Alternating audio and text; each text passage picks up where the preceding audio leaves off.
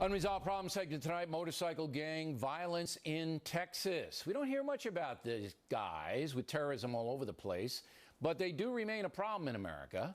The FBI estimating there are about 300 outlaw motorcycle gangs nationwide with thousands of members. In Texas over the weekend, fighting broke out among 5 gangs, leaving 9 dead, 17 more wounded. Joining us now from Kansas City, Steve Cook, police detective in Independence, Missouri, who heads the Midwest Outlaw Motorcycle Gang Investigators Association. So what happened, first of all, in Waco, detective? Well, Bill, plain and simply, you've got a couple organizations, the Banditos and the Cossacks. The Banditos have historically controlled the state of Texas and tried to put all the other gangs under their thumb, and I think the Cossacks had enough of that and were not willing to continue to bend to their will. So, okay, when you say control the state of Texas, control it how? Well, basically how these organizations operate, you know, the Banditos are a national organization all over the United States, and they like to control drug trafficking, motorcycle theft, different criminal aspects in a certain area. And in Texas, they've always been the dominant motorcycle gang there. So for a group like the Cossacks to, you know, basically step up to them a little bit and, you know, not want to follow any directives from them is an affront to them, which is going to lead to violence, which it obviously has. All right. Now, is this a mafia-type situation where there is a central authority that gets money from drug dealing, and I understand they're into extortion and a whole bunch of other things. Is it centralized, or are these guys just, you know, there's a Waco branch, an Abilene branch? What is the organization like? Well, it's very much centralized. Houston, Texas is kind of the hub for the Banditos as far as the mother chapter is concerned. A gentleman named Jeff Pike is the El Presidente of the organization, and he oversees the Bandito Nation, as they refer to it as. And they do have national officers that you know, help enforce the rules amongst the individual charters. And yeah, the membership is engaged in a wide variety of criminal activity.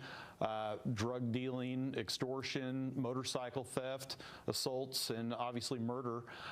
And yeah, the gang does benefit regardless of what they want. So you've got a centralized place for all the motorcycle gangs, and then they're like inner city gangs. The inner city gangs sell drugs on the streets of Chicago, New York City, Los Angeles, and they fight over turf and they kill each other. Big violent component. The motorcycle gangs are in the smaller Midwestern areas. That's where they are. Well, actually, the motorcycle gangs are worldwide. Motorcycle gangs are the only export of organized crime from the United States abroad. And, you know, groups like the Hells Angels, the Banditos, the Outlaws, Mongols, Vagos, just for example, they are all international organizations with charters virtually all over the world that all communicate back with their respective mother chapters in the United States. All right, so these are like cartels then. Now, do they sell drugs themselves on the street like the inner city gangs do, or do they farm that out and just import the drugs? How does that work? Well, a lot of times what they'll do is they have what they refer to as support clubs, and these are subordinate organizations, maybe individuals that aren't up to snuff to be a member of the main outlaw gang, but still want to be involved in the lifestyle. And they'll have these individuals sell drugs for them.